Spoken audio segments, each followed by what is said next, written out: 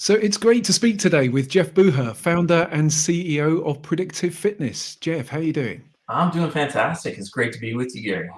Well, likewise, it's great to be with you. So let's just jump straight in. It'd be really Yeah, cool to hear all about Predictive Fitness. You've also got a platform called RemoteRacing.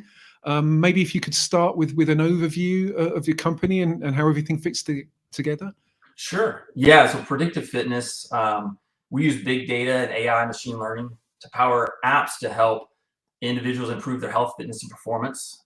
So a lot of that is sports science, endurance specifically. We have some projects we're working on general health and military applications as well. But where a lot of companies in technology are using, focusing on the equipment, the sensors, the hardware, or the equipment or the experience, the virtual, the environment, the virtual reality, of doing our social component. What predictive fitness does, we really focus on the effectiveness and efficiency of your training. We optimize for the best results in less time with fewer injuries. So it's fundamentally different than maybe some technology you've seen with this adaptive or AI, where it's still using template old school stuff and it's reacting to it. But our decision making is fundamentally different in the modeling that we're doing. We have things from environment normalization. So we're taking, that's necessary to compare apples to apples, as if someone's at altitude or humidity or all of that, to be able to look at the environment outside them, to be able to normalize their training. And then your genetics, we pull in your genome as an optional thing. We can look at your genome to look at your recovery rate, your injury predisposition, how trainable you are, how fast you adapt, all of that. Your age, we have equalizers that look at how much can you improve, and where are those diminishing returns at different ages. And then also some proprietary analytic or algorithms around training stress. How do you accurately measure that? Things out there elsewhere just not sufficient to accurately measure your training stress. So when you're able to optimize and model after your training stress using the predictive analytics, considering your external environment, your internal genetics, and then pull all those levers correctly based on your age and everything, you can get a lot better outcome, realize your true potential. And so that was the foundation. Started research about 16 years ago now. Really playing the long game and kind of just seeing what it turned into, where the training goes. We don't have a philosophy, or I didn't write a book. There's nothing that we're trying to prove with data. We're letting the data go where the data goes and respond to that for the best outcome for our athletes. So TriDot is that application for triathletes to optimize their triathlon training. A spinoff of that was RaceX, which is kind of what TriDot is for training. It optimizes your training based on your available time. How can you get the most fitness out of your time? RaceX flips that around and it optimizes your race execution. So based on the fitness that you bring to the day, how can we minimize your time, get the fastest time? So what is your pace for different environments? How long it's going to take, the heat, humidity, all of that, and then optimizing even your bike split on different hills. How hard should you go up and down the hill and to still have a good run? So we optimize that. And then, as you mentioned, the remote racing was a spinoff of a lot of that same technology. As we saw the pandemic started a year and a half ago, a lot of people, rushed to, hey, we need something to fill the void. There's no races happening. And virtual races came about, and we said, we have a ton of technology that can overcome a lot of these obstacles with virtual racing. So we amended some patent applications and started working. So it's, about 15 months total. We're just launching it now with our first race here coming up in November with remote racing. And we're super, super excited about that. Yeah, no, first, I mean, there's a ton of stuff there. I mean, as you say, hopefully we have a bit of time to talk about TriDot as well. Sure. And particularly with the triathlete is generally aging in most of the markets like North America, some markets in Europe. You're generally seeing a slightly older demographic. The age groups 50 plus are getting a bit bigger.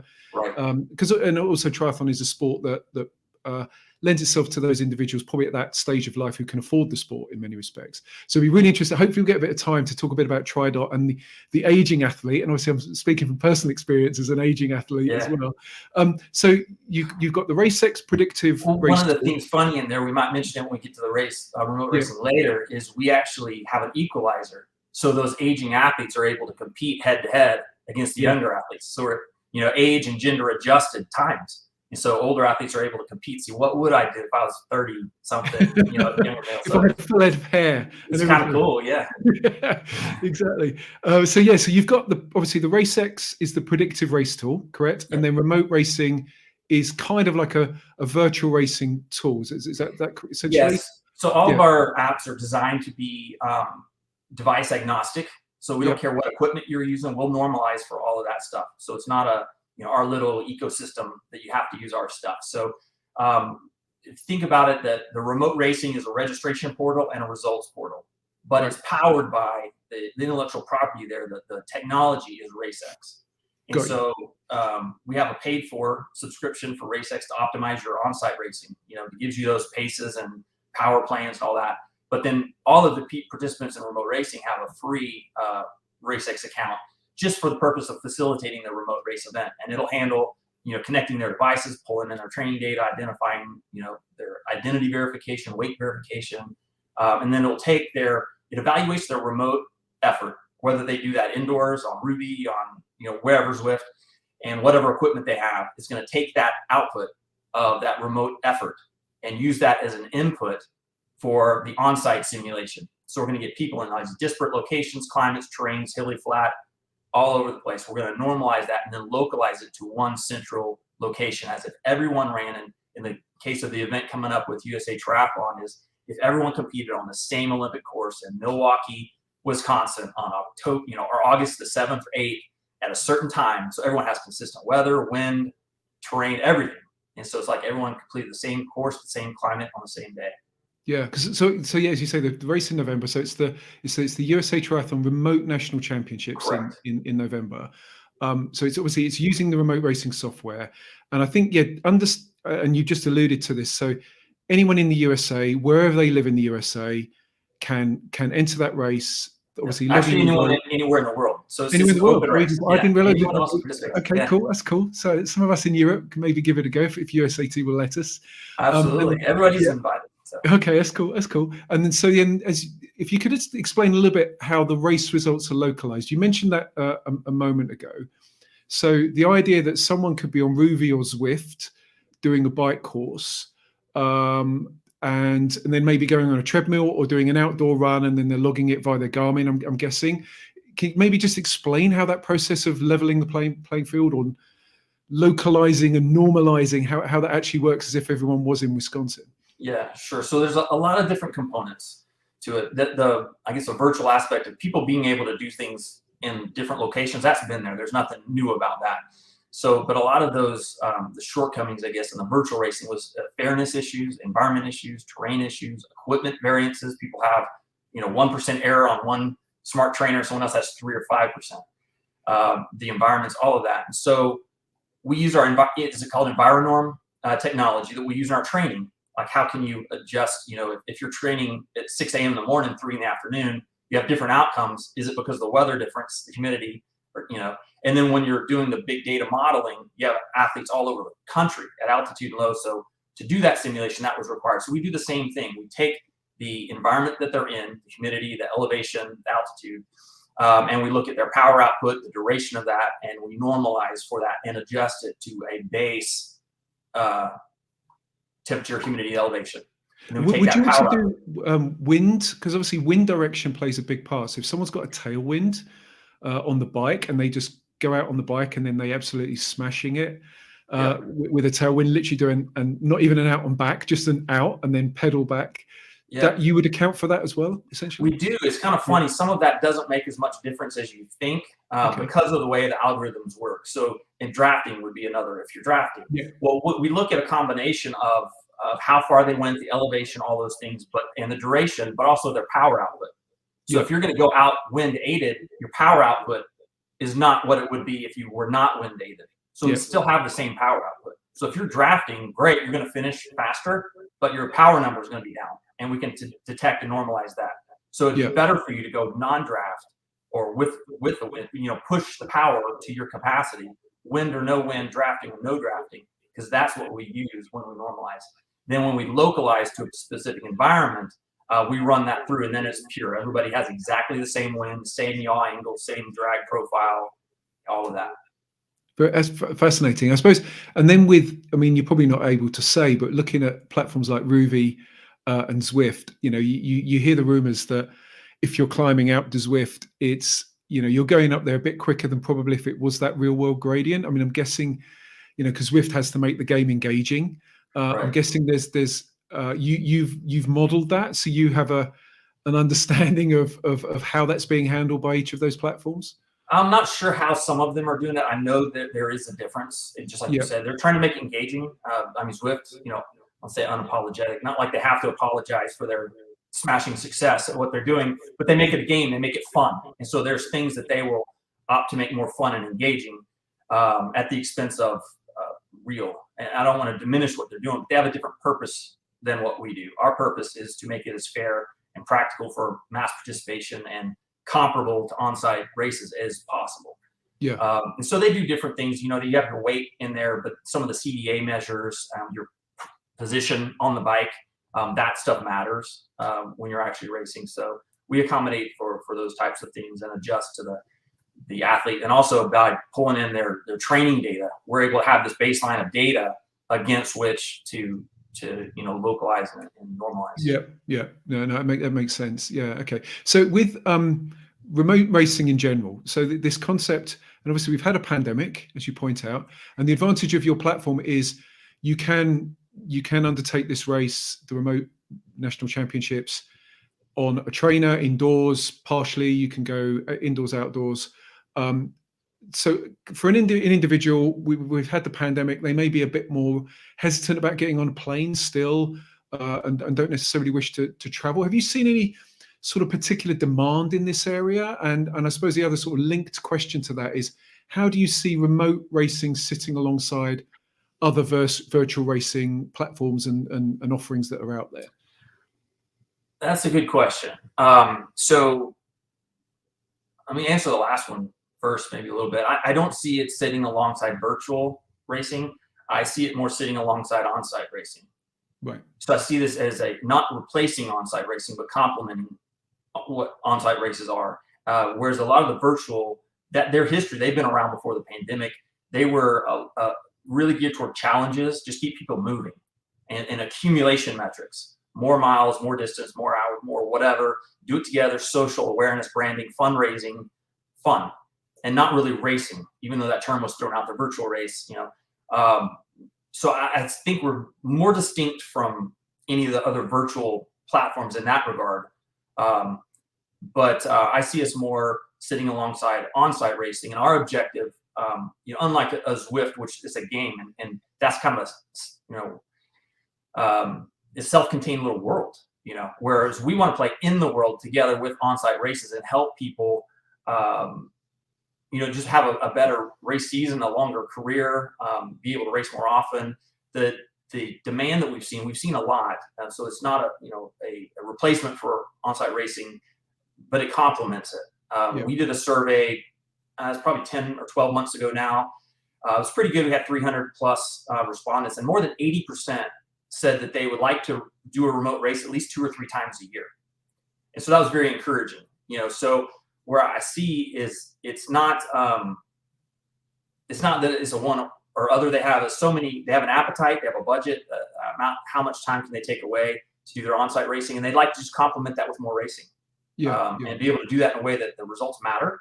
They don't have to not necessarily beat other people, but it's meaningful results. And still have that's the key thing. And I think that probably as a new venture, I suppose that the results do matter. And I suppose you're going to, maybe you'll have some athletes who are really happy with the way that their result and their position came out, and maybe some won't be. And then obviously, then it's all about how the localization and the modeling was actually done. So do you kind of envisage there'll be a bit of pushback and a bit of love and hate, I suppose? Do you think in terms of, because obviously it's an agnostic platform that sits there and does what it does, and then obviously athletes are racing, and you might have skepticism about cheating with competitors and that kind of thing. So do you foresee any issues there, or is that something that you're kind of relaxed about?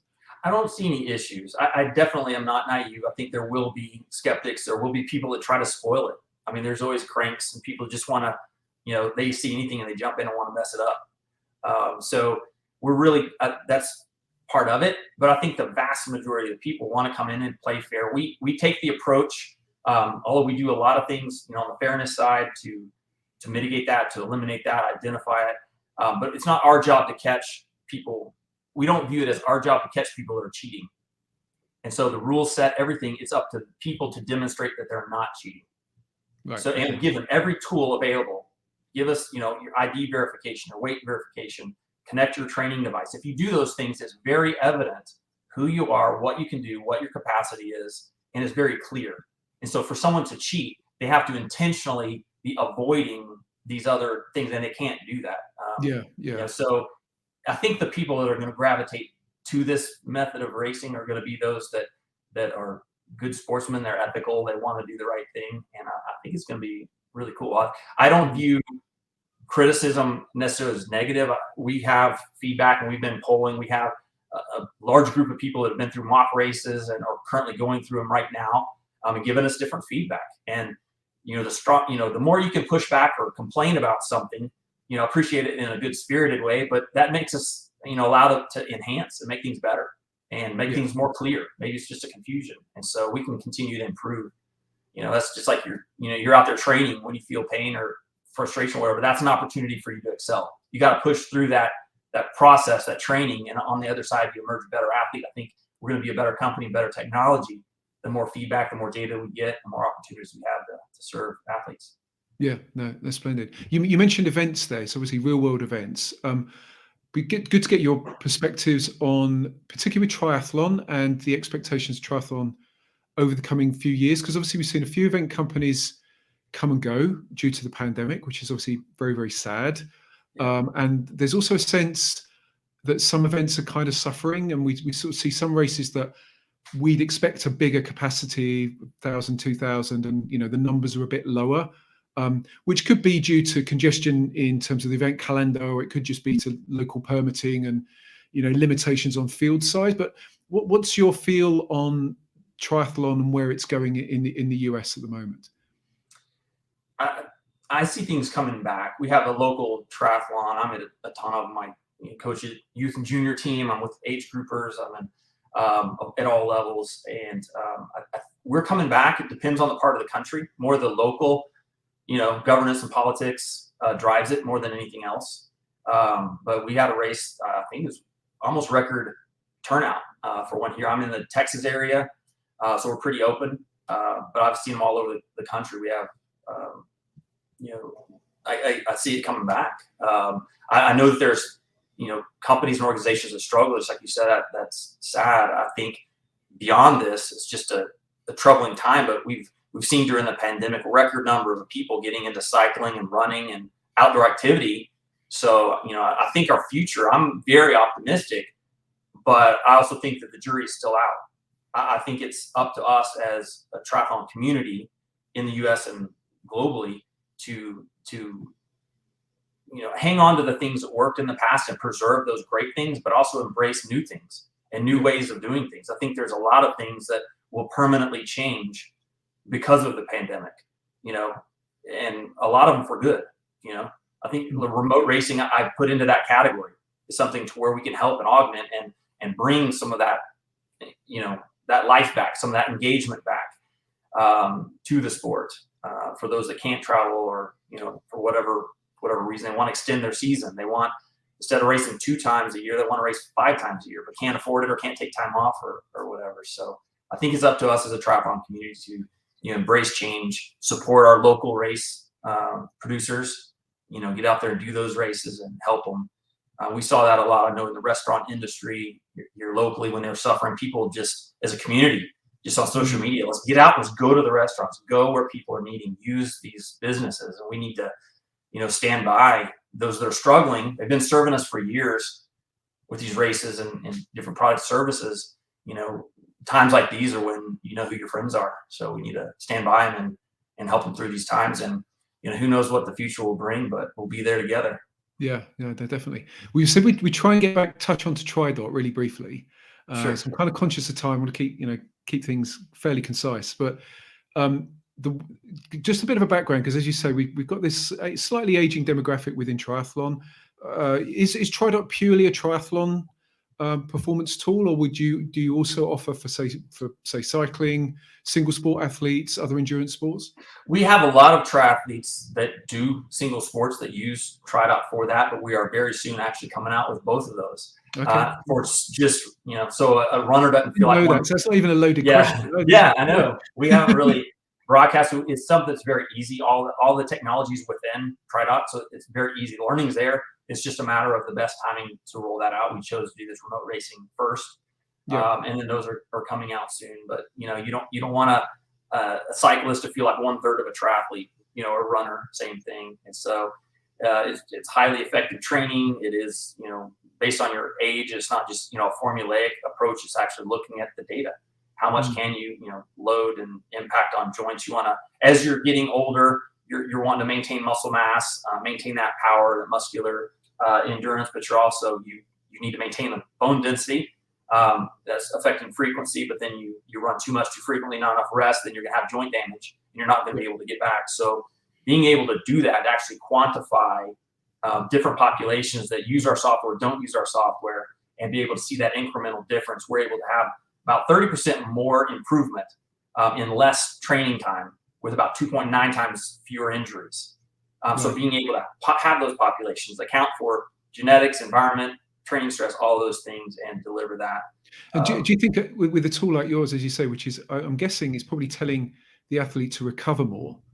Because intuitively, every age group athlete in particular would say, okay, I need to put in another hard session, whereas actually, the accumulated training load and potential for injury might be doing them more damage. So do you feel that there's that element built in, and particularly with an older athlete as well, that need for recovery is something that you're encouraging through the platform? It's not I wouldn't put it like that. You're correct, yes, but we don't encourage them. We prescribe their training to begin with. So we know what kind of stress and residual training stress something is going to induce. And so we prescribe the amount that they can recover from. So it's not a reaction. Here's what you do, and then when your numbers are blown up, now it's time to recover. You don't recover because you have to. You're supposed to. And you do the work on day one that results in you having the right amount of time to recover on day two because you have another workout on day three. And so we predictively do that for all of them. So they are doing a less of a workload. I think there's a lot of that more is better mentality, and to an elite level, to a point that's true. But in those athletes that are younger, much younger, great genetics, high level athletes, that's not the rest of us. So a lot of people do more and it's worse. They're not recovering. They're habituating bad form, bad technique. They're getting injured, all of these different things. And so that correlation, you see these pros, these high level athletes training a lot. Therefore, you make the correlation that a lot of training, produces elite performance. That's not true. You know what I mean? One doesn't cause the other necessarily. Anyway, so, there is that diminishing returns, and we're able to see where that is and keep, the best thing that you can do for long-term great performance is stay healthy. If you can get steady gains over a long period of time, that's where it's going to be. It's not just doing one more, a little more intense. If you're prescribed to do it, 720 pace, 5 repeats of, a mile or 1K, whatever that is, and you go 10, 15 seconds faster, that's a fail. You didn't do your workout. So the metrics that we're focusing is not that accumulation of what you do. We have it's a training execution score. It's called TrainX score. Okay. And so 1 to 100, and this score is, did you do what you were supposed to do that day? So going above and beyond doesn't help your score. And so you want to get that daily TrainX score for each session, and then a weekly TrainX score, and it'll weight in there. What should you do? What, you're going to be a poser and kind of do, I'm a great cyclist, so I do all my cycling workouts and then I don't swim and only run twice. It's going to weight the different, based on your need, based on the different disciplines. And so it's going to score you for the week. Are you doing the things that are making the biggest difference for your overall progress, health, and longevity and performance? Fascinating. I could ask you 100 questions now. You've just opened up a load of things, but I'm conscious of time. Absolutely fascinating. It's been a real pleasure speaking with you, Jeff. And thanks ever so much for your time. And all the best for the remote championships this November as well. Absolutely. Thank you very much. I appreciate you having me. Thanks for your time. Take care. Cheers. Bye-bye. Bye.